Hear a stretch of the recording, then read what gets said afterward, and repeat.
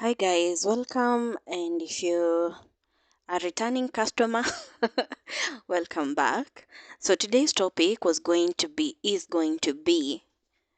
inspired by So This Is Love podcast by Jules. I love listening to her podcasts. Iyo na ile it's related, I promise. I love listening to them while I'm working. And initagwaje? I've been in a situation where I was thinking of maybe talking to her about being featured on her podcast about love and issues, because I know everybody and their grandma knows I've got issues when it comes to the love department. But anyway, so nikaona instead of whining and pining and hoping one day that I'll get the guts to actually write to her, nimeona I just do my own podcast, my own episode, yeah, inspired by So This Is Love. And I wanted to talk about myself and the last relationship, stroke situationship, stroke shenanigans that I was in. By the way, wacha niwaambie tu side note. The first time I used shenanigans, I knew what shenanigans meant. I was going out with this guy, not even going out, like seriously going out, nearly to you're weighing your isn't it waje, your vibes, if your vibes zina match.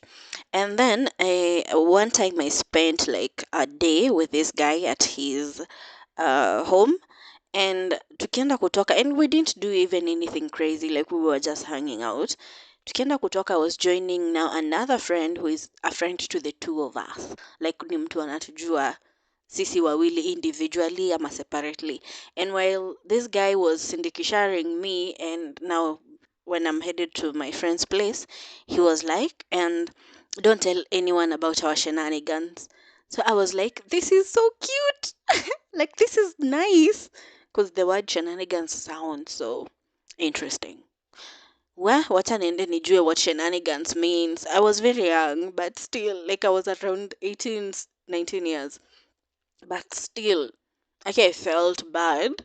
Nilisikia vibaya, like say, like whatever. Now we didn't do even anything crazy, but him using that word. But anyway, that's how I came to know how to use shenanigans. So yes, today I wanted to talk about that and why I've been single. I think for the last 2 years now, 2 years, and it's not interesting. Interestingly, it's not being single from a broken heart, because I don't think I was brokenhearted. I just think I was more of disappointed.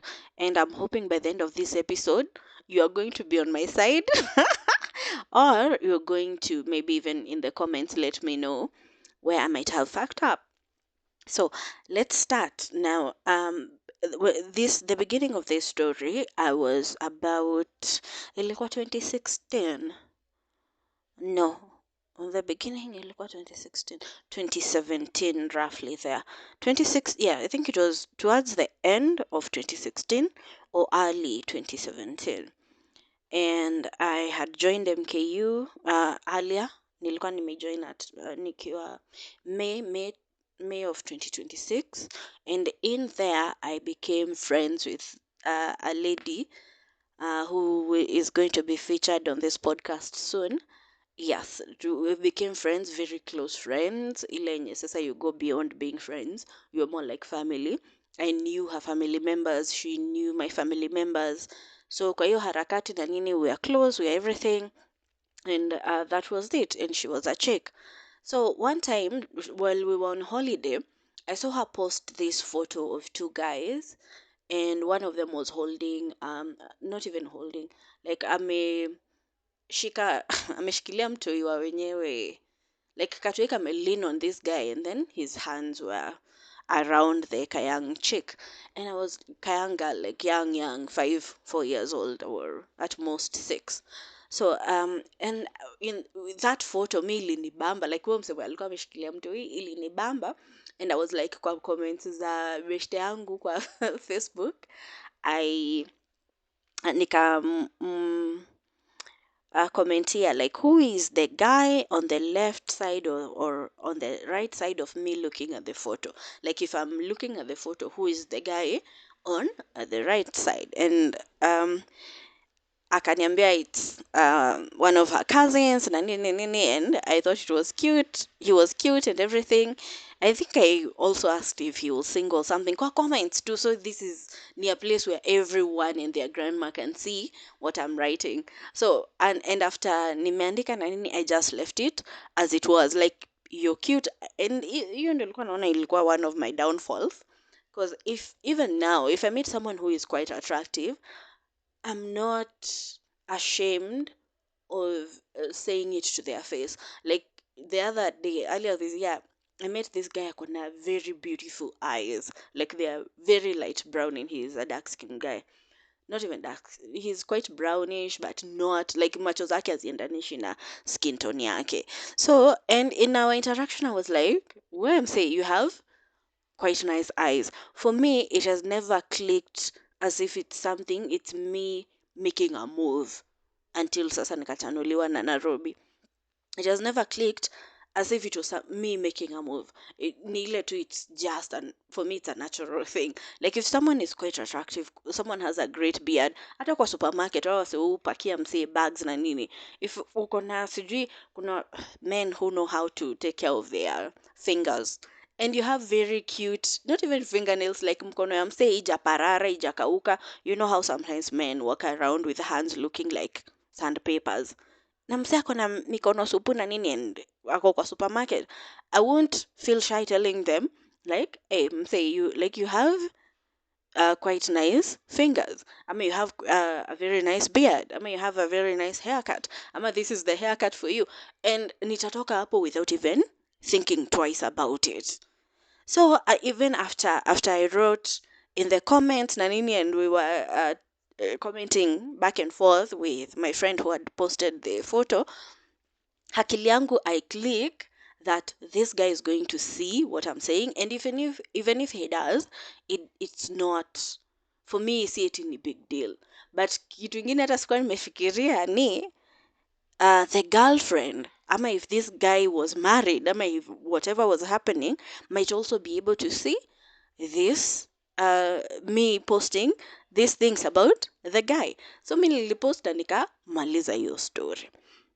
Then tukaendelea, we came back from holiday na nini, and we were talking with a friend nini. Akaniambia, by the way, you know the guy that I posted on Facebook, he's joining Mount Kenya University. So I was like, wow, that's quite nice. And even when he joined na nini, I thought he was quite attractive, like he looked nice. But even then, hata tukiwa na yeye here na nini, it's not siku ile ya how can I put this? Like I'm not that attracted to this guy to the point where I would want any sort of relationship with them. Like he's cute, he's tall, he has a beard, and anavaga specs. I love specs. I love men who wear specs. I don't know why, but anyway, I do. And nakuwe mrefu. So he's there na nini, he's nice, he's my friend's cousin, and that is that. Na mi story nikamalizia hapo. Like kwa akili yangu hiyo story ilikuwaga imetoka. Kumbe kwa background, something I didn't know until about 3 years later is the girlfriend of this guy saw what I had posted, and she actually went ahead and commented and tagged other cousins of this guy kwa the discussion my friend and I were having. So in a backward sense, I had created an enemy that I didn't know existed until a few years later, and I'll come to why. A few years I knew that a few years later what had happened. So me na akili zangu tatu, ile story sinimaliziaga. I've never even gone back to that nini comment section until now, hiyo yenye nasema a few years later. I'd never gone back to that comment section. I didn't know she had seen, I didn't know she had commented, but even then she wasn't aggressive. Like she was just like, hey, you guys come and see what this person is saying na nini vitu kama hizo. And then he also tagged the guy himself, who I don't know if he had seen what the cousin had posted and what we were saying, but alim tag like, come and explain yourself why these people are saying these things. So kwa hiyo nini, in my ignorance, like I didn't know this. this is happening in late 2016, early 2017.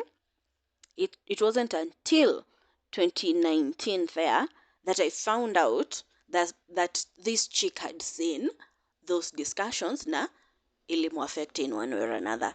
I did not know. So back to, nimewapeleka mbele na nyuma, back to 2016, 2017. So this guy comes na nini, we hang out, of course, cause ni cousin my best friend na tunashindaga na my best friend. So technically we are all hanging out together, we get into each other's spaces, we become friends, like ile actual friends, nothing crazy is happening, boundaries za friendship ziko na nini hizo vitu zote, we are there like friends.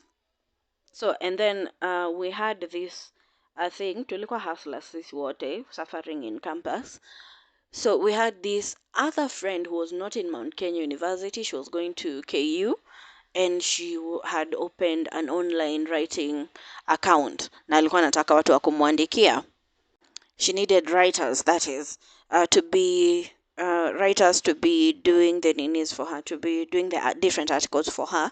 And my friend and I and the cousin started working for her, but my friend dropped out, so ikabaki sisi wawili. And my friend alikuwa anaona ikiwa easier cause now Jack was the guy.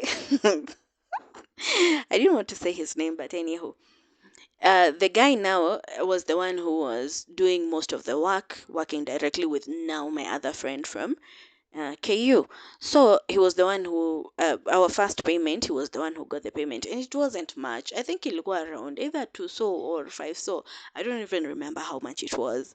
But personally, I was suffering, and this was a lot of money for me. Because ulikuwa unapata hiyo term yote, hata semester yote, you've not bought shopping, you're relying on different things. So even getting these 200 shillings was a lot of money for me, because it would help me buy something and even treat myself ile too, to remind yourself like life is beautiful. And also remember, this is the same period that I'm going through my depression, battling alone uko chini ya maji. So the guy got paid, and he was supposed to pay me, like akitoa hizo do, he was supposed to pay me my share. I don't remember how much it was, honestly. He didn't pay me my share. Whatever was happening, I didn't know. I tried calling him, I tried texting him, like, eventually I was talking, like nilienda hadi kwa cousin yake nikamuuliza, like, what is happening with your guy, because it has been almost a week since my friend said alishamtumia do. Why is he not sending me my money now? Why is he not picking my calls na hizo vitu zote? So my friend tells me that the girlfriend has been around na amekuwa akimsumbua kichwa all along, and he's just at a point where he's not able to even pick calls because the chick thinks that there's someone else or something like that. That is the information I got. Unaona, mimi kwa akili zangu zile mbili zenye niko nazo, it's not clicking because I didn't know what was happening in the background. So in me, I'm just like, what has that got to do with me? Like, inanihusu aje? See, at the end of the day, you're paid, pay me my share, we move on with our lives. I don't care to know that there's a girlfriend who is mad at you because you're talking to someone else or something like that, because I was not the person he was talking to. Me, we were friends. Like, that one was very clear. We were just friends. So hiyo story ilinibo kabisa. Nikaona, okay, if you don't want to talk to me, if you don't want to pick my calls, that is fine. Like, wacha tukaa hivyo, na tunashare hadi classes na hizo vitu zote, but we didn't talk like for a while, for a very long while. We didn't talk. I think ilikuwa about 6-7 months or so. I didn't talk to him because I was like, ni ujinga gani unanifanyisha? See, even a text, ama hii time yenye unakuja classes, why can't you just come and say, hey, by the way, the money came in, but I couldn't send you the money because of this, that, and the next. Why go silent? Why not, like, so you just niambie tu what is happening. Like, I don't care what is happening huko kwingine, just tell me what is happening with my 200 shillings. Anywho, eventually the cousin, now my best friend, paid on his behalf. Like, he sent me the money on his behalf. Nikamwambia ni sawa sawa tu. Like, if this is the energy, I'm very good at matching energies. I will just maintain my pace. Na tukakaa hivyo throughout for the 6 7 months. We stayed like that, not talking, not doing anything. And ikafika now, when did we even start talking? After your 7 months, I don't know what came about that we started talking again. Oh yeah, I remember. After tumenyamaziana na hizo vitu zote, rather mi nimenyamaza after nimenyamaziwa, another friend, nakwambia nitawazungusha, another friend now who was living in Nakuru came to visit me in Thika, and I was living not so far from where this guy was before even ifike hapo. What? I don't know. Before ifike hapo, I think we started talking uh, a few months before nimalize shule. I don't. Oh yeah, yeah, I remember. Now, the dad of this friend, huyu friend mwenye tuko na yeye, huyu mwenye tuko na yeye huku nini, came to visit, and fortunately or unfortunately, the cousin to my friend, now the guy, was the one who was supposed to be driving him around na nini, and you time we are jobless, we have no money, we have hatuna mbele wala nyuma. So what else can we do? Wherever this dad wants to go, tuko kwa gari, sisi wote with my friend, going with them. Like wherever they want to go, we were there going. So like you're being in those confined spaces, alafu the dad and my friend wanashinda wakiongea stories zao, so tutakaa tumenyamaziana kwa gari. I think that's when we started talking pole pole na nini. And the minute we started talking the second time now is when personally on my end I started feeling some attraction towards this guy. I keep talking about this thing is feeling like I'm just getting naked in front of people. Anyway, I started developing feelings towards this guy. And I don't know, the way this guy was, ni watu wenye I think they are kind. I think hiyo time now I know different, but hiyo time like ni mtu kind, ni mtu patient hiyo time. So even me feeling the affection towards him na nini hizi vitu zote, he's not being negative about it. You know, like when you start having a crush on someone, and my feeling is he's way more attractive than I am. Even now, he's way more attractive than I am. So I feel like he's out of my league. So I was expecting him to act differently, like to be negative, ama akwe dismissive or akwe rude or something. That is what I was expecting your time. So him being kind, him being like tu anaelewa like what is happening, but he's not making his move or anything. He's just tolerating my nonsense. He made that relationship, now tukaanza kuwa na another relationship. Yes, it's a friendship. For me, I was feeling like it should have been more. On his end, I didn't know until he told me later. What I knew was he was seeing another chick, like sio ule wa nini wa kitambo, alikuwa na date now another chick. So even then, with my Catholic background, I cannot come between a man and his woman. So I didn't, like I didn't make a move, I didn't push for anything. Like I knew, personally I knew I was attracted to this person.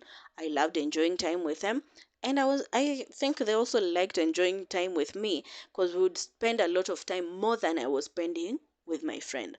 Like ungepata tumekula moshene kwa nyumba kutoka, let's say saa 8 hadi saa 9 usiku, we're still talking. Like I said, back then for me I was jobless, I had nothing to do. So na ndio tu hiyo time tu umemaliza campus na I had not graduated, tulikuwa tu tumemaliza campus. So like that is the dynamic that we had your time. For me, I wanted to be something more. I wanted to start dating this guy, but he's with someone else, so I wasn't pushing for it.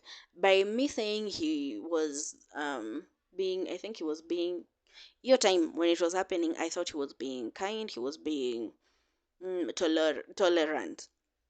So it comes to my graduation date, hiyo time ya kugraduate ilikuwa na huko September 2019, yeah, towards the end of the year. And I didn't, a huge part of me didn't want to do a graduation because of the things that I had mentioned in the earlier episodes. So nilikuwa nashanga, like, why do these people want to celebrate with me having this achievement, knowing everything that I've been through, and they don't even know half of it. But anyway, wakani encourage here and there na nini, nikasema ni sawa, I will go, I will try and enjoy the graduation and nini. And then he volunteered something, and he said your time he had offered to drive me to the kuna gari walikuwa nayo, so he had offered to drive me to the graduation square, then to my uncle's place, and my best friend had offered to fuel, maskini mimi, had offered to fuel the car, which I was okay with, and I'm still grateful for. So he offered, on top of that, he offered that I could lie to my relatives, like ile ku brag that he was my boyfriend. And that statement, I don't know if he was saying it as a joke, ama he was saying it, I don't know, I don't remember, but he said it. But even then, akili yangu haikui pick on it necessarily. I thought it was a weird thing to say, and I thought it was a little hurtful that he's telling me he can pretend to be my boyfriend when I want him to be my boyfriend. You're getting? So instead of engaging with him, like asking why is he, like, why would you say something like that, why would you need something like that, I just inaitwaje, swerved, like nililenga tu, nika assume I didn't hear it, and I've never, even to date, I don't think I've ever mentioned it to him, like what he said your time, but it was in my head. So see, tumeenda na nini, imefika time ya graduation. The night before, he says he's not going to be available, ako na job anataka kufanya, anataka kudeliver by sijui what time, so he's offering someone else to drive. Mi niko na stress zangu, because these are the same people that encouraged me to do this, to go to this graduation, whatever.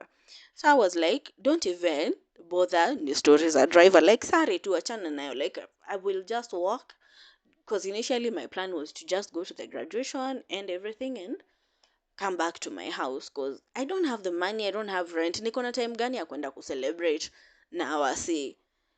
Anyway, so mi nikamwambia, don't even bother, like what, don't make it like you need to go out of your way for you to make sure that I get to the graduation. If I have to work, if I have to go with a friend, kuna mwingine alikuwa anatumia mat, I was like, it's fine, I can go with the other classmate who is using a matatu from the same area that I'm coming from, and I'll just go to the graduation, like wacha isikue kama big deal.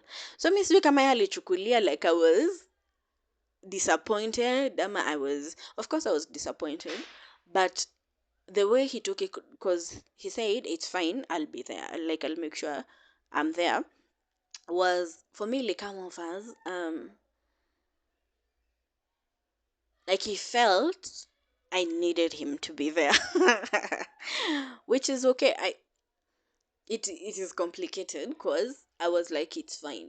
The reason I needed them to be there is because they had chochad me to at least have that graduation and any.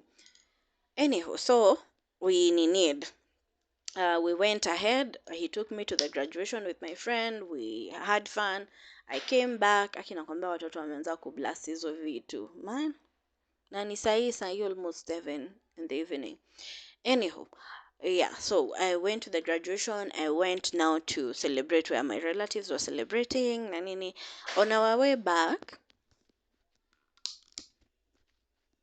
I've posted for a while, ndio nione kama wataacha ku blast hizo stuff. Ndio huyo. Aki nakwambia, the minute you start recording, the devil and his cousins, they start coming through. They start coming through. Cause hadi hiyo time yenye nimepost waiting for them to stop playing na nini, they hawaku blast hata moja. The minute tu nimechukua mic hivi, ndio wameanza ku blast tena. It's like wameambiana na shetani. But anywho, so tumeenda graduation, we've gone to the graduation, we've We've had the ceremony at a relative's place. Now we are coming back to Thika. Now,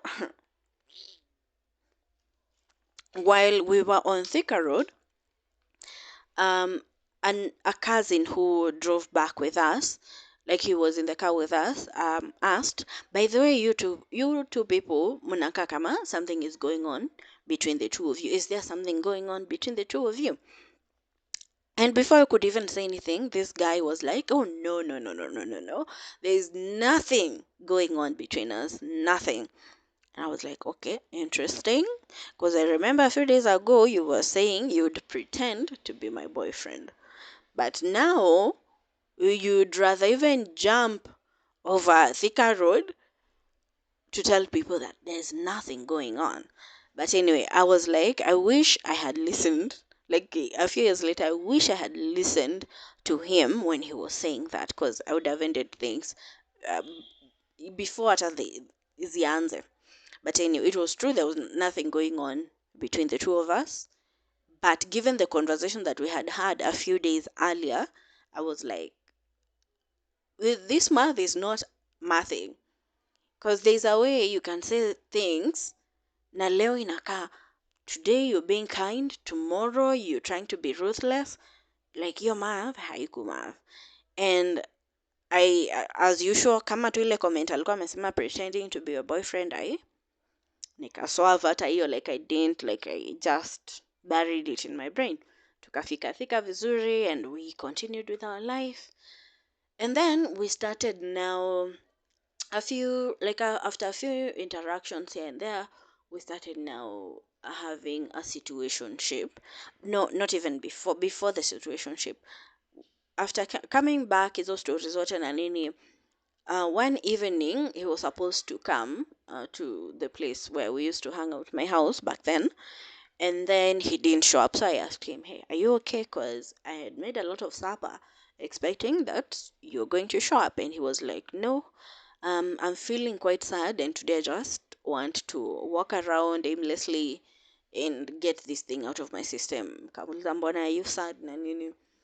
After pushing, he told me that his girlfriend had broken up with him. Ama he had broken up with his girlfriend. I don't remember what was that, but there was a breakup.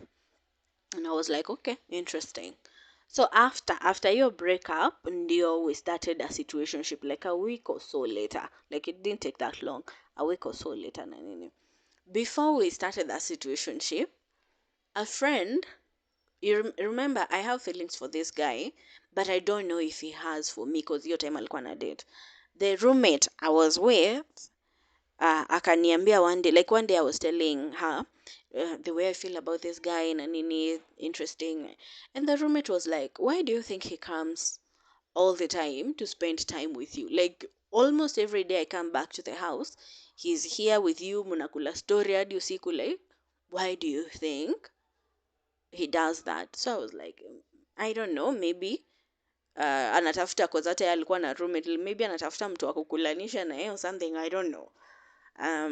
But she told me you should ask him because it's not he has more than enough friends to eat with for him to just come here every day to be with you. Ask him. So I that night nikamtext him say, nikamuliza, "Hey, interestingly, my roommate has mentioned something, and I would like to know what this means, because I've not been shy showing you how I feel about you. So can you at least tell me what is happening?" So he was like, "Yes, I've wanted to have something with you, but like hiyo nini, I was in a relationship. I couldn't, but right now, if you up for it, I'm up for it. But I'm not," he said his own words, "I'm not up for a relationship. What I can do right now, maybe it's a situationship, like just to fuck around and enjoy each other's company without having labels or anything like that." And I was like, okay, I like this guy, and I'm not seeing anyone at the moment. I'm not getting yeah, I'm not getting giggity. So why not? I should have stopped it. Like, even though time looking back, like I had so many instances of stopping these shenanigans. But anyhow, so I said, of course, like of course I'm in. Let's see how this goes. And then we organized, like a few nights later, we started our shenanigans, which was good, which was great. If it was my second uh ship, what I do need a ship because it wasn't a relationship. He was my second ship. The first one, I was about 17 years. I dated someone who was about 8 years older than me. I don't think in any way the guy took advantage of me, because nowadays when you're 17 and you're dating someone who is 25 or something, it's a big deal. But for me, he never took any advantage of me. I don't feel like in any way he groomed me in any way, because I liked him and I approached him before hata I even knew his name. Like hata hatukuwa interact or anything, and he was in for it. And like I said, I've never been a shy person. If I like something, I like something. So my first relationship was back when I was 17, lasted for I think a year, and then vile tu nilianzisha, I also ended it. So that I could deal with my mental issues. But it was also a good relationship. I learned a lot. I was not exposed to a lot before I got to 17 years, but I learned a lot about relationships and how people should treat you in a relationship. In the first relationship, and there's a reason why I'm talking about the first relationship, I umewahi like my expectation for relationships have been very, very low. Being raised by Kikuyu men, seeing how Kikuyu men treat their women na ni shags na nini, like hakuna ile lavidavi na nini vitu interesting or things of that sort on my side. Kama kwenyu kulikuwa nayo, I didn't see it that much on my side. Like I saw so many times that men treated their wives or their girlfriends like they were bothersome. Then I saw them treat them like someone they loved or cared about. So when I went into the first relationship, I was expecting something like that. Like nitatritiwa na matharao, nitakuwa dismissed all the time. Someone will be talking about how dumb I am, vitu kama hizo, because those are the things that I saw growing up. But this guy was new. Say he went. I don't think he was going out of his way. I think it was his nature. Like he made sure I was okay. He made sure I was like I had access to his finances. I could do whatever I wanted. Anything I wanted him to get me, he would get it. And he never, isipokuwa sasa when it came to end, when he became angry that I ended it, he never made me feel like I was unwanted in any way. Anyway, like every time, like every day, ni mtu anakuonesha inaitwaje, that they are craving you. You're getting? They want to be in your space all the time. Like we could leave the place that we were working, and I want to go to my house, and he's like, no, let's go to my house. And I'm like, okay, sawa, si nimeenda kwake a few days, then I want to go to my house. Mi nikifika kwangu, the guy is calling like, ulifika? Yes, nini nini, I'm on my way. I'm on my way there because I can't stay away from you. That was the type of relationship that I started with. And in retrospect, this guy made me realize how I wanted to be treated in a relationship. So back to this situationship, like that is was the only guy that I would say sexually I spent a lot of time with. So I only knew as much as the guy showed me, that in terms of sex, like that is the much that I knew. Then sasa kuna hizi flings na nini, one night stands here and there, but they don't add up to anything much. Now this ship was the second time I was sexually exposed to someone for a long period of time, like more than a day. So, and he taught me a lot as well. The other guy was a bit, the first person was a bit traditional and a bit conservative. This second shape, he was a bit dynamic. Like, he was doing a lot of things.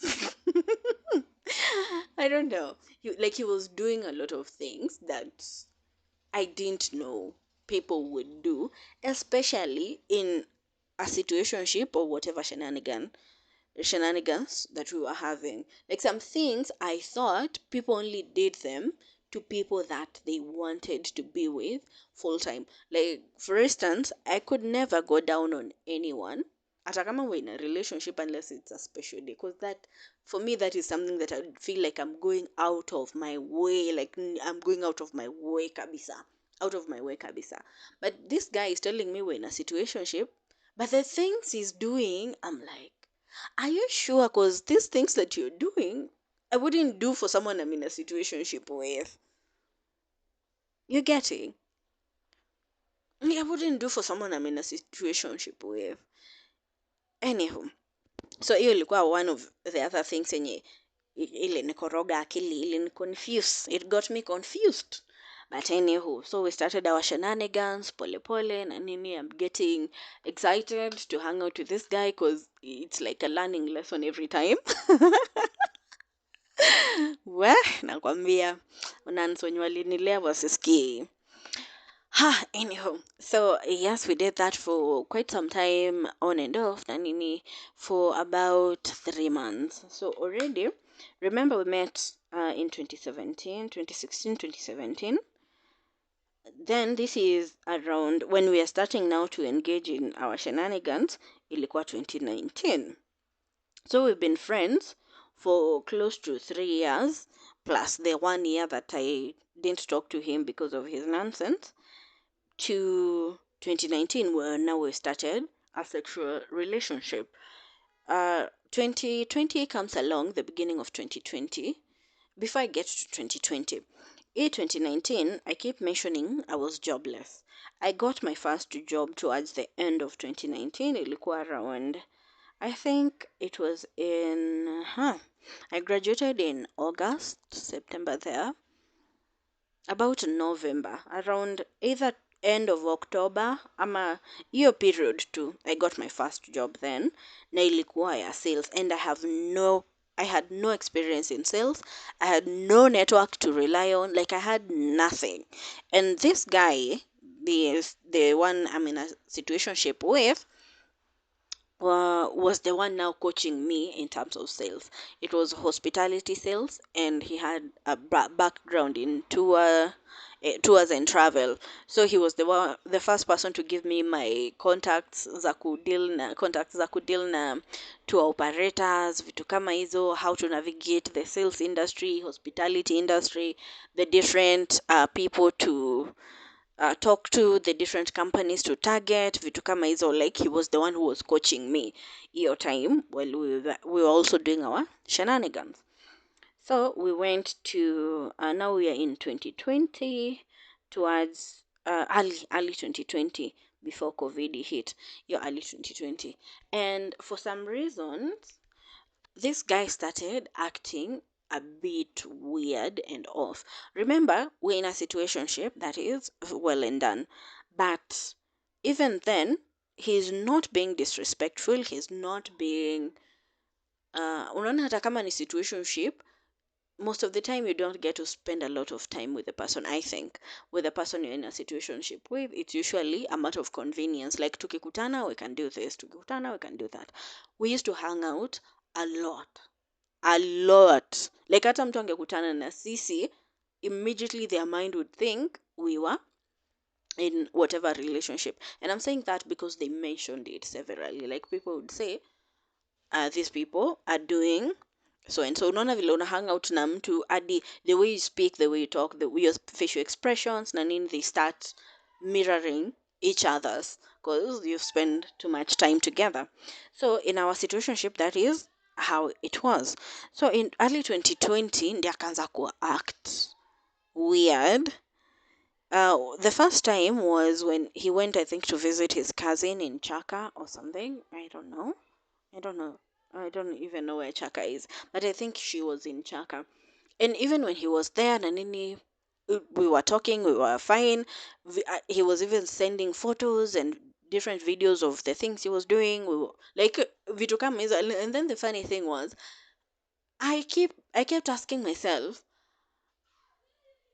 would someone in a situationship send me or have this type of conversation? Like, isn't maswali nilikuwa nashinda tu nikijiuliza, like, this type of conversation is the same one I was having with a person I was in a relationship with. Like when he would visit Shags, ama he would travel to Nairobi and he found interesting things, like he would take a photo and send me like, what do you think of this? Nini, vitu kama hizo. So this guy we're in a situationship with, he has traveled to see so and so, and he kept sending me these different updates and any of what is happening. Today I cycled sijui to where, sijui I saw this, sijui I did that, today we baked, sijui hizo vitu. So in my head I'm like, I'm not asking him anything. I'm just, this is curious. Like people in a situationship, I don't think they're supposed to do this, but I'm like, let me just go with the flow. So, and then after a week, I think he went there for a week, and then he came back. And remember, we kept in contact throughout when he was there. He came back and never said that he came back. So, I think he came back on a Saturday or a Sunday, I don't know. About Tuesday or Wednesday, ndio namuona around, because we were not living that far from each other. So I see him around and I'm like, text, Aya, you came back. Why didn't you tell me you came back? Because I thought you were still at your cousin's place. And then he's like, why would I tell you I'm back? You're not my girlfriend. You're not this. Why would I tell you I'm back? Why would I tell you what I'm doing? So I'm like, that's interesting. But anyway, as usual, I swerve it naiondokea tu nasema we jikarange tu hivyo vile umejikaranga, ukimaliza kuiva you let us know. Like I give him a few days to cool off whatever he's going through, and then I'm like, all right, sawa sawa. And then after a few days he would text me whatever nini nini, and then I'm like, okay, I can see you hasira's punguad. And he's like, no, I was going through something, I was going through the next, I was whatever. And I'm like, okay, sawa sawa. That's fine. Then we go back to our situationship, hanging out with each other, helping each other out. But most of the time, I was the one who was being helped out. Sana. Because, like I said, I was doing a job that I was not prepared for. I was scared to do, but I didn't have any other job to do. So, like, I needed this job to pay my rent. So he and alikuwa anani coach all the time. I remember there was a time even wanted to quit that job before I started, and he was the person I called. I was like, hey, this and that happened, and I'm not feeling like I can go back to the job because this is crazy. And he was like, well, you could choose not to go back to work, but you need the money. That's one. And if they didn't let you go because of that mistake, why are you letting yourself go? Wangoja hadi they let you go. So I was like, fine. Like that is the type of dynamic that we had. So we went back to that. Nanini. A few weeks later, he traveled to his mom's place or whatever. When he was there, still the same. I got there safely. Right now niko kwa shamba, sijui I'm thinking of camping on the other side of the shamba. I'm feeling stressed out, I'm feeling drained, and whenever I do camping, I do sleep in the wild, I can now I feel much better. And I'm like, okay, that's interesting. Mimi kwetu vile tumelelewa na poverty, I cannot take myself camping as an experience. Itanirudisha tu kwa zile stress za poverty. Wacha nilale kwa nyumba vizuri na stress zangu. Like those are the conversations that we're having while he's over there. He would even when he would, because he used to fuga chicken, he would chinja whatever he would nini have, he would bring over akirudi, that is my pigs na nini, he used to have them. We used to eat a lot of pork as well. He would come back and prepare whatever. but hiyo ni with me and the cousin, not ati anakuja kuniprepareia kwangu solo, ni ile tu he would generally do such things. But now hii time vile ameenda huko kwa the mom, and he's also sending the photos, telling me like he's keeping me updated on what is happening, what he's doing, all the ninis, and I'm like, okay, fine.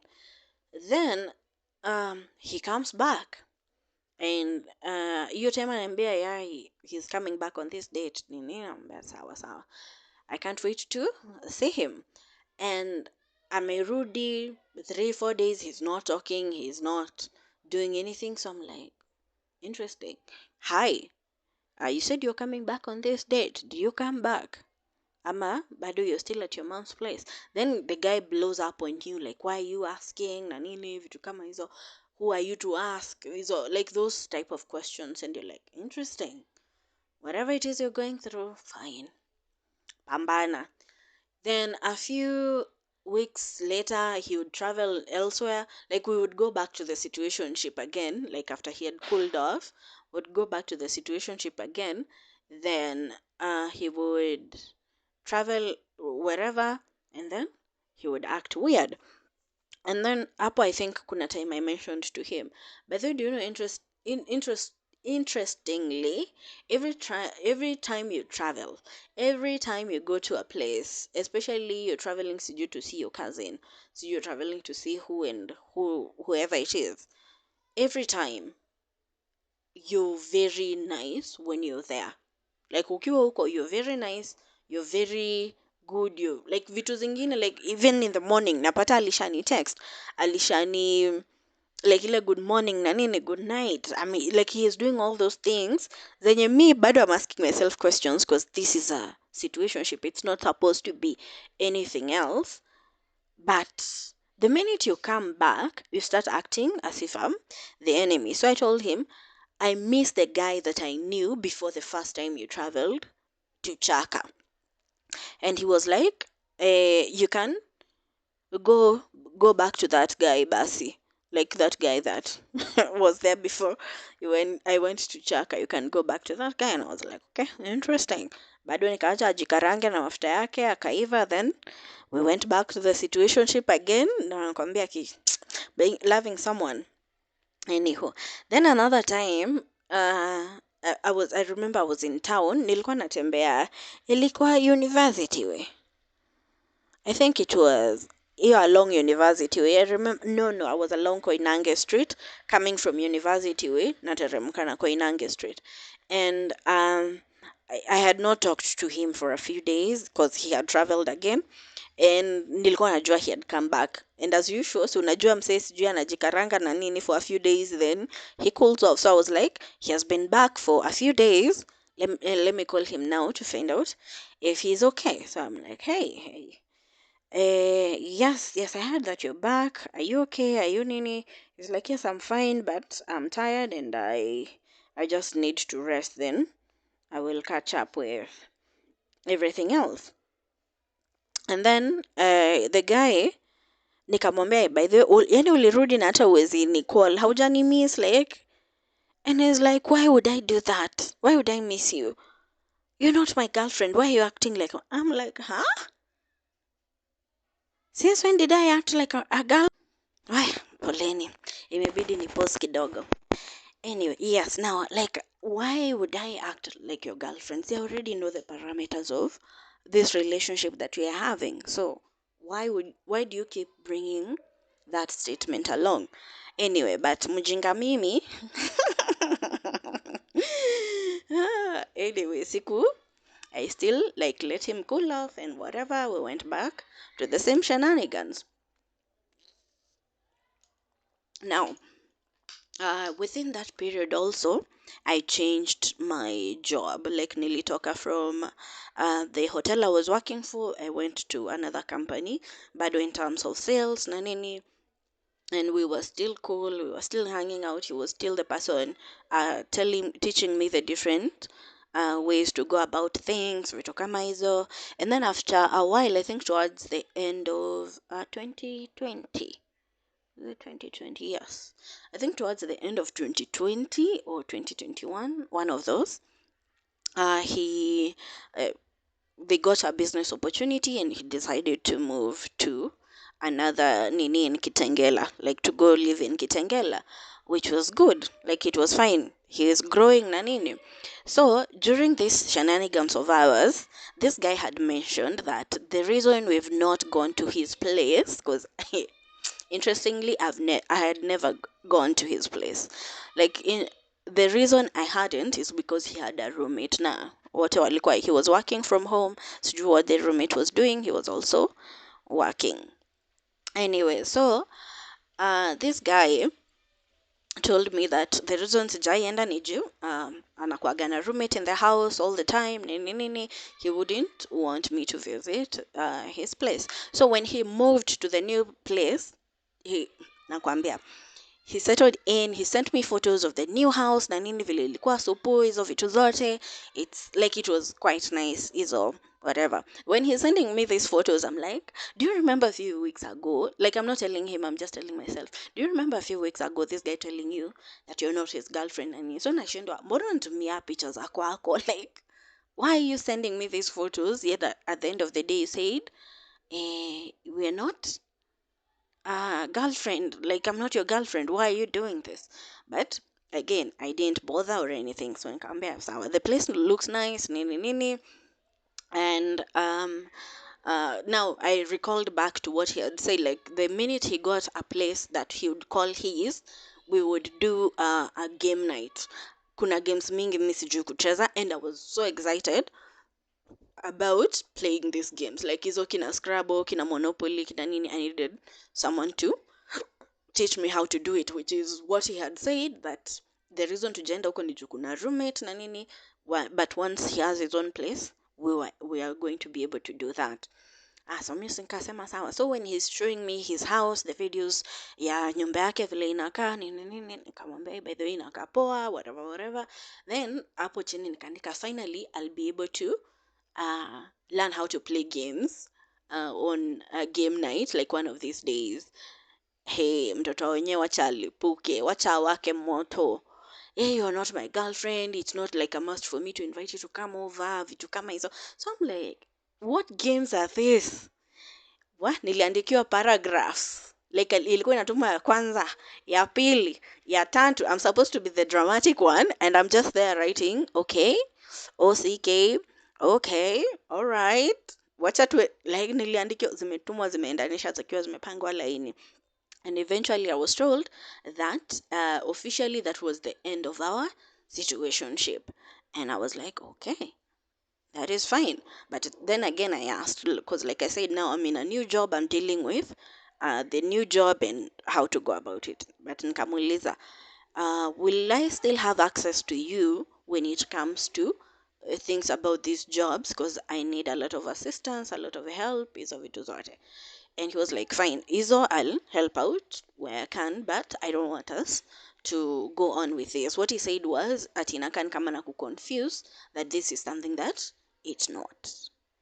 Ebu we niambie tu kwa comment kama what I was asking ama what I was saying was in any way translating to me thinking this was more than it was. Anyway, tukatoka hapo, ameingia Kitengela na nini. I'm navigating the new job, things are going nicely. We are talking here and there, but not as always or as often. But whenever we would talk for a long time, like a long time. And then the funny thing is, even when we had broken up na nini, kila mtu ako kivyake, in between, a guy, another guy was throwing his Nini's wanting to have a relationship. So after a month of contemplating, I told this guy, hi, there's this guy and he wants us to have something. Tell me right now if there's ever going to be anything between us. Should I wait for you? Should I wait for you to figure whatever you need to figure out? Like, niambie tu saizi if there is ever going to be anything happening between us. And he was like, right now I don't want to commit to anyone, so I don't. Maybe, but don't. What's an reduced statement yake? He said, maybe, but don't keep your hopes up. I was like, thank you.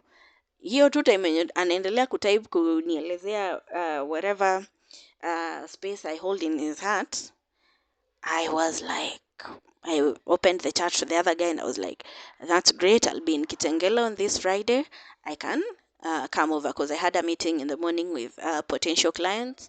Then I can come over. And then I told this other guy now, the one that we had broken up with. On Friday, that is fine. On Friday, I'll be in Kitengela, and there is this we were potential client, the one I wanted to nini. I had met, just a side note. I had met this guy, and we discussed something. It's not romantic or relationship related. I had I was looking to start a business in branding and supplies, and this guy was already in the supplies business. So he was like, I could sponsor you to start your business, but I need to have a meeting, a formal meeting with you. We go over everything that you need. I see how much will be required for me to be able to sponsor your company. So I was like, because now I went back to this guy, the one we were in a situationship with. I went back to him and told him, because you have a business, you've had several businesses and you've had investors, is it okay if we meet on Friday? Na nini, I'll be in Kitengela because the guy was living in Kitengela by then. I'll be in Kitengela on Friday. Yeah, we can meet and you can take me through what I need to do in the proposal so that when I meet this guy now later on in the same day, I'd be prepared to do some sort of presentation of the things that I want. And was like, yes, fine, I'll be able, we can meet at this hotel, at this, whatever, whatever. And we organized the meeting. So your Friday, I was meeting three guys. The first guy was this situationship guy. The second one was the man who was going to sponsor my business. And thirdly, the guy I was starting a relationship with. But what I need, different times, different locations. So I went, I met the guy. Things went nicely. He coached me through everything. Alikuwa na haraka akaenda place ingine. Well and good. I met with the guy who we were to do the supply business with. We went over everything. Na nini. He was fine, but he came with a counter proposal where I would work for him in terms of like sales na nini, marketing, hizo vitu zote, na yeah, na cover everything else, which ili end up to ika collapse because he didn't, whatever he had promised is not what he delivered. But anyway, he came with his counter proposal and I was like, fine, if I'll be able to do it under your company, him na facilitate everything else, mine is to just get the clients, I don't mind it, I'm okay, I'll come in, we do it. And then in the evenings, I went to the other guy who was throwing bothes. The evening didn't go well, mainly because of one major reason. If I'm not attracted to you, I can't force it. So I didn't enjoy my evening. I didn't have fun because I wasn't attracted to this person. But ni mtu ameshinda akinini all along. Like amekuwa akipush for this meeting na hizi vitu zote all along. And you're like, eventually you're just like, let's do it. Like for 4 years umekuwa asking me out, let's just do it. But even then I was in my mind, I was like, this is just going to be a waste of time because I'm not, he is likable, but I'm not attracted to him. So I went, I spent there the evening. Like, eventually, imagine hata nilienda kulala kwa couch because I was like, this guy he's not doing it for me. And then he was like the other guy, the first guy that I was in a relationship with, quite traditional. Na sasa nimetoka kwa mtu very dynamic. Like when you get there and someone is being traditional, like it's not as interesting once you've gotten past someone who is quite dynamic. So it wasn't that great. So either way, it didn't last. Like after that night, I cut contact. I just went back to being single. Then we kept talking, we kept engaging, and then one of these days while we were joking, I was like, hey, by the way, some of the things that you used to do, where did you learn them from? Because I need to be sending people that I'm going out with the copies for these needs. Because the last person I was with, it was the most boring encounter I've ever had. And we just laughed about it, and we went on. tukaendelea hizo vitu zote ni remember, right now we're not doing anything sexual, we're not talking about anything sexual, we're just keeping it family, work and hiyo tu relationship, family, work and relationship. Anyway, so no relationship, like our friendships na nini, we're just keeping it there. So after a few months nikapata tena nika quit job kwenye nilikuwa, then nikapata job in Kitengela. Mi nakwambia, even going to that interview, for that interview na nini, I was like, will this guy here I'm working in Kitengela and start thinking I'm stalking him or something like that. Like after tumeongea na the company that was to hire me, I was like, oh my God, should I take this job? Ama itakuwa like I'm following him wherever he is, I'm stalking him, I'm doing this, I'm doing the next. Like, will it be something like that? And eventually I just said, let me just go and see. But before I even went there, I told the guy, hi, I got this job in Kitengela. Nilimwambia, yeah, I remember I did. There's this company in Kitengela, na nini, it's a hotel, whatever, whatever. Yes, I'm going for my interview there and I'm hoping I'll get it, but I just wanted you to know that mi nili-apply job, nimepata huko. In the application, this company never said where the nini was. Ama kama walisema, I didn't pay it mind, because at the end of the day, niko jobless, like nime quit job kwenye niko, so I'm taking any job that is coming along.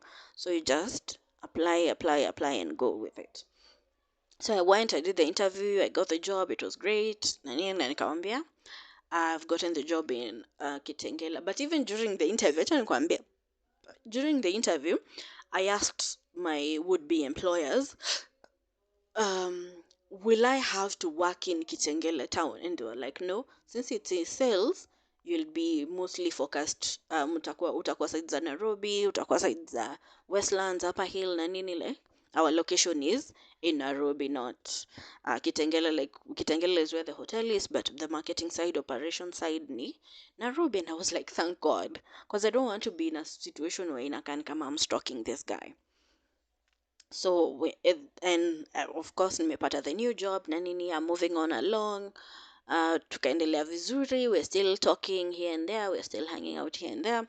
And remember, when we had started this, when we met and started talking na nini, I told this guy, you remember the first time when I went silent on you for a few months? It's because I don't like being disrespected, especially when it comes to issues with calls. Like if I'm calling you, sasa kama yote menye walikuwa nasema sijui girlfriend yake sijui up and down and whatever, it had nothing to do with me. And if I'm calling you and you don't answer, my expectation is when you find my missed call, you're going to call me back. And normally, even when I call someone, hata kama it's my boss, I call him and he's unavailable, I'll leave him a message and tell him, hey, I just called you. This is what I wanted to discuss or talk about. Nini. You just let me know when you're available for a call or call me back when you're available.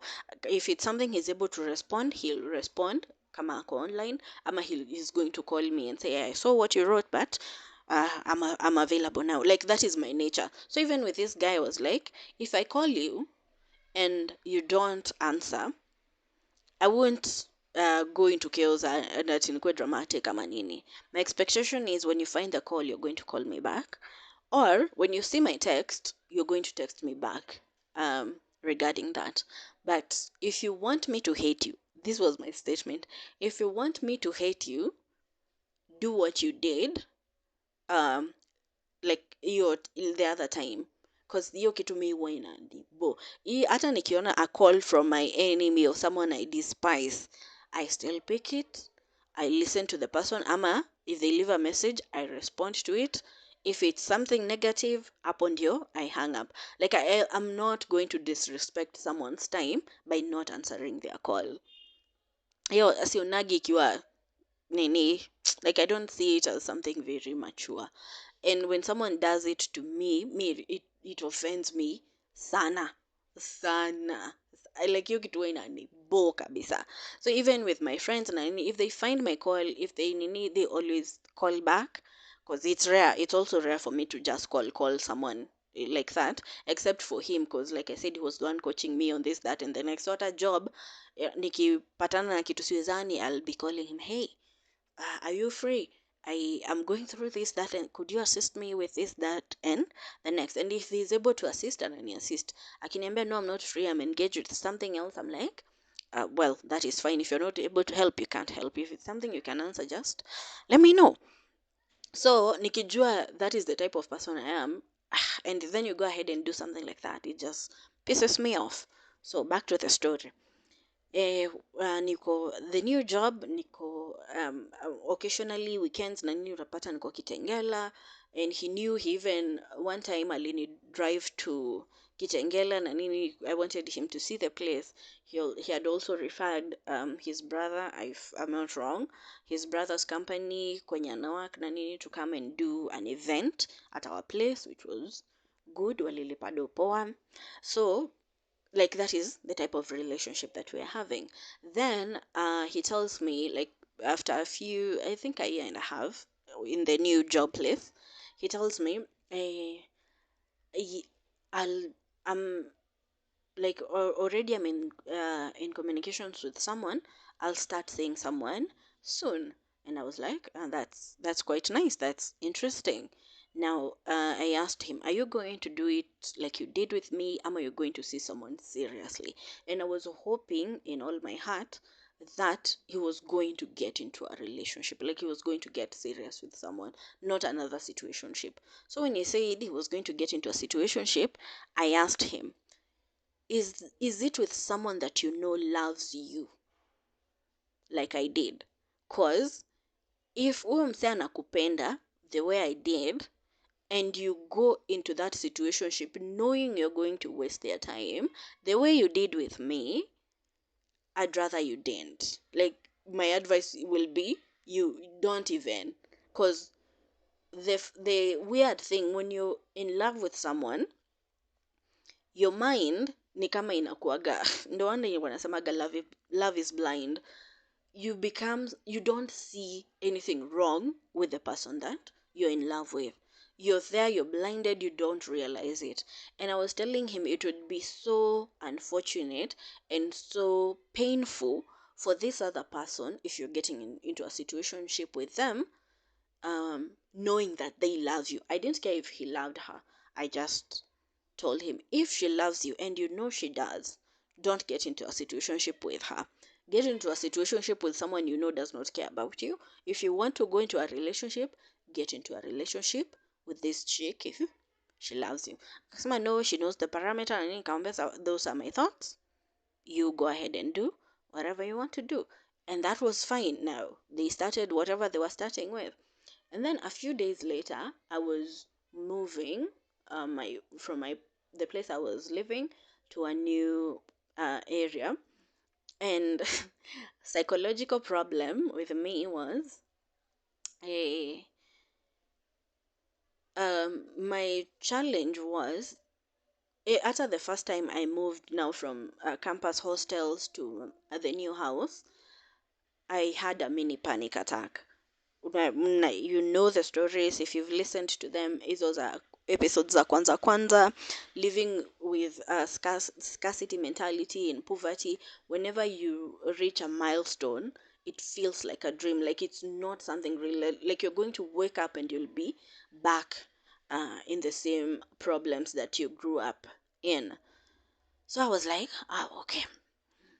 When I was moving now from this other place to now the new place, now with this guy, I I was feeling like nilikuwa tuna feel my chest ikiwa heavy. Na watu wenye wamepata panic attacks, you know how it starts. You feel like your chest is heavy, your hands are always shaking kidogo, because I was feeling like, will I move? And then after me move, you're told like the job is no longer nini. Will I move? And then the money, like easy vitu zote, your mind becomes inaitagwaje, your mind becomes a landmine. Like any step you think of making, inakuwa crazy. So I told this guy that I'll be moving and I'm quite scared of this thing, but I think it's huge milestone, and we talked kidogo through it na he said it was fine. So within hii period ya kumove ndio we later talked. I think I was talking to him about something else but related to me moving. No, I had moved. Anyway, let me go back. Acha niache kurukaruka story. So hii period ya kumove, I told him like I might be needy these few days. Please bear with me. I remember telling him, please bear with me. I'm not coming to you as someone you had a thing with. I'm just coming to you as a friend. Please bear with me. I might be needy. So mi nika move vizuri na nikasaidiwa. I got a lot of people to help me out, so it was very easy for me to move. Cause imagine like ilikuwa from one building to the next, so ikuwa big deal, and I got a lot of assistance from the caretaker. Hata nikipanda kwa stairs na buckets, there were some young guys there were shule, and they helped me out hadi kwa nyumba. Like it was a very nice experience. It was a very smooth experience for me. So I moved in. Day one was fine, ni clean up na nini, kupanga nyumba. I did all that. Day two, and I was alone your time. My sister had gone, sijui alikuwa ameenda wapi for a few days, so I was alone. Day two nika end a job, then I came back in the evening. Kufungua tu hivi mlango na kufunga, I felt like something cold just washed over me. I started shaking, just realizing something as simple as having a bedroom was scary. Like hiyo tu ilifanya ni I went like 30 minutes. I was shaking, I was crying, nilikuwa nimeketi tu kwa kiti na kani kama like the world is coming to an end. So I'm thinking, see, I told my guy like I'll be needy. Sometimes you just need someone to talk to you, to walk you through what you're going through. Like, hi, um this and that is happening because of this, that, and the next. And then the person there on the other side, which he had done that for me before, ni wale watu wa ku bring back to reality. Like this, you don't need to panic because this is whatever, they walk you through it. So I call him. He does not pick. It was around 9, not 9, 19 something, saa moja na jioni. I called him, he does not pick. I WhatsApp him, he does not pick. I call him again, he does not. I call him the third time, he does not pick. I'm like, if I see his number, I'm going to call him again. So I just blocked him everywhere and deleted his number. And I was like, no, this thing, let me deal with it the way it is. So I was there for like 30 minutes. Then after the panic episode ilitoka, I just sat there kwa kiti with my head in my hands, staring at my feet for like 2 hours. And then I calmed down and I was good. I don't think I even ate dinner. Niliingia tu kwa kitanda, nikalala. And then I woke up the next day, nikarudisha namba yake. Na I didn't call him, like I just needed his number na nini. And then after a few minutes, no, before I needed him, I blocked him. I texted him and I told him I really needed you, but I do understand. Like either way, I do understand why you didn't pick up, but I would have appreciated it kama tu ulipick, hata kama ni for 5 minutes, just to help me get out of the situation I was in. But nikamwambia still, like, I understand it's not your responsibility. I'm not your responsibility, so it's still okay. So when the next day came along, unblock, nikamweka kwa nini. I think he called. He asked me, are you okay? Na nini hizo vitu zote. Nikamwambia, yes, I'm fine. Whatever it was, I got through it and I'm fine. Like, it's okay. Thank you for checking up on me. That's okay. Then we agreed, I think it was during the call, that we were going to have another call in the evening. Because hiyo ilikuwa masaa za asubuhi and he was saying sijui anaenda wapi. We were going to have another call in the evening. And I was like, fine. Evening ikafika, I'm not sure if I called him or he called me. that evening.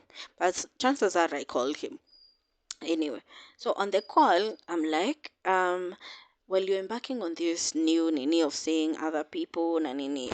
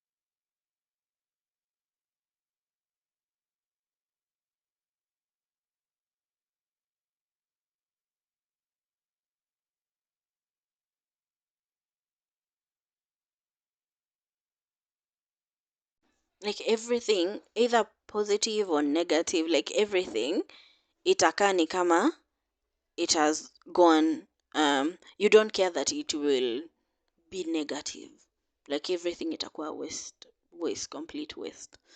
If you don't care about that, then there's nothing for me to keep trying to talk to you about, because nilikuwa nafikiria maybe we can be able to salvage the situation, like we can be able to get to a point where we are what is it called, a point where we are friends, we are still friends, because even with all my exes, all my whatevers, we are still friends. There are people that can call me today, we can have a conversation. I can call them, we can have a conversation. If I need help with something that they can do, I can call them anytime, and it's still okay, except him.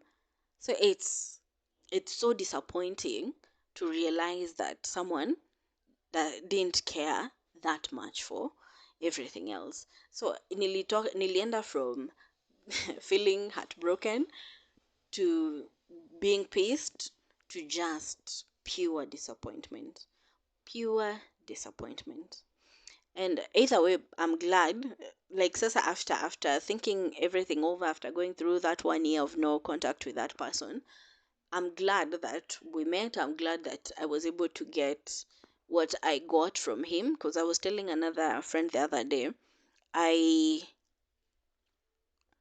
I wouldn't have my career in sales if it weren't for him, or if I did, it wouldn't be where it is if it weren't for him. Because after moving to the different industries and any, I've been able to maintain the same network, the same contacts of people that he gave me when I started, especially in the hospitality industry. Anyway, that is the long of it. It's quite long. That is the very, very long of it. Um, my episode on relationships, and it was inspired by So This Is Love. So, why have I been single for all that time? For half of it, like I said, for 2 years, half of it was my naive expectation that this guy, because I was thinking if he goes out there, hiyo time yenye we were still talking but we weren't having any sexual contact, I was like, if he goes out there, if he experiments na nini, he might rethink what we could have had, and maybe he would come back, or we would have something that was serious or something like that. Like hiyo ndio kitu ilikuwa imenifunga during that period. But after he pissed me off, I was like, this is crazy. Why didn't I see all this happening? Why didn't I take all the opportunities that I could to get away from hizi nini, like hizo red flags zote? Mbona siku, like, you start questioning your mind, like, why didn't I take action when this person was behaving like this? So the last year ya no contact with this person imekuwa mostly for me to try and could trust my brain again, trust my thinking again, because I was like, hey, if I can be so blinded by my heart that I couldn't see. Imagine nikikumbuka towards the hiyo time yenye anakosa kunichukulia simu na nini, like he's dating someone else or whatever. When I started getting pissed off, nilianza kukumbuka vitu zingine. Like there was one time, like I said, we were living in the same building technically, and side yetu haikuwa na maji. You know how these Nairobi buildings are. Side yetu haikuwa na maji. I had stored water, ile maji ya tank na nini, ijatumika for months. So even if you try to drink it, or like you can't just do that. And side yao kulikuwa na maji. So I'm like, I do have water to cook in the house, but I don't have any drinking water. Could I come with my water bottle, nichote maji, ama nikupatilishe tu nichote maji, so that I can have some drinking water? And he was like, no. I'm like, huh? If it is me now, if it was me without being in love with this person, I would have not continued anything with that person after such a statement. Because it was like, plainly, no.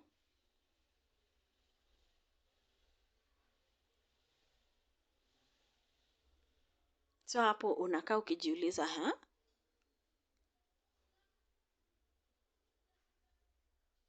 okay, that is interesting. But you're like, okay, sawa sawa. And I went on. Then during that period, bado ndio you start remembering some things that this person would say. Na, like they're not things that someone would say to someone they care about. Like me akinitumia his photos and whatnot, it would never occur to me to be negative kwa whatever he had shared. So there was this time I was showing him a photo of me that was taken in Mombasa, and it was the first time I had, like I said, hizi ni zangu, like hizi ni feelings zangu, not him or whoever person it was. But it was the first time I had let someone take a photo of me because I was severely, severely insecure. And like it is the first time I let someone take a photo of me and I liked it. Kitambo mtu alikuwa anapiga picha and then you look at it and you're like, oh, this how I look like on a daily basis. So hapo nika, kwa hiyo photo I was wearing my, ilikuwa two piece na juu inaitagwa wrap, but it's like naweza semaje, a kimono, a neti kimono, a black neti kimono that I could feel comfortable in. But the photo was so beautiful, niko hapo swinging my hair around na nini, like it was so nice. I still have that photo and I was so excited to show him. I was like, hey, ebu cheki hii picha vile inakaa na nini, we took last year tukiwa Mombasa. And he was like, uliamua kuvaa nguo zote. I'm like, huh? What does that got to do with anything? But when in that moment, I didn't necessarily give it much thought. I just swerved it. Na sasa later on akini piss off ndio naanza kufikiria, like some of the things that he used to say, I would I would not give them much of a thought, because you're like, no, he does not mean it like that. So hii time yenye nakuwa pissed off ndio I'm like, dude, what was I thinking? So basically that's why I've been single for like 2 years now, cause hiyo time ingine ilikuwa hiyo I was waiting for him. But then after that, it has been mostly about trying to trust my brain again, like trying to trust my thoughts again. And I would end this by quoting something, not even quoting, maybe getting your attention to something that Jordan Peters uh, said once. When someone betrays you, in as much as you don't trust that person again, you don't also trust yourself, because you feel played. Inafika to the point where you start thinking like, why would I let myself be betrayed? Like you think you're responsible for what happened. And for me, hii nini yote, I was like that, like nilifika to that point where I was, why did I let myself go through this? Like, why did I let myself be treated like this? Because remember the first person that I dated, the one that I had mentioned earlier, he never treated me in any way. Like he was the baseline for every whatever romantic relationship I've had, and he never at any point treated me like the way I was treated in this situationship. Anyway, naweza endelea kuongea hadi kesho, so let me end it there. Thank you for listening and I'll see you in the next episode. Bye.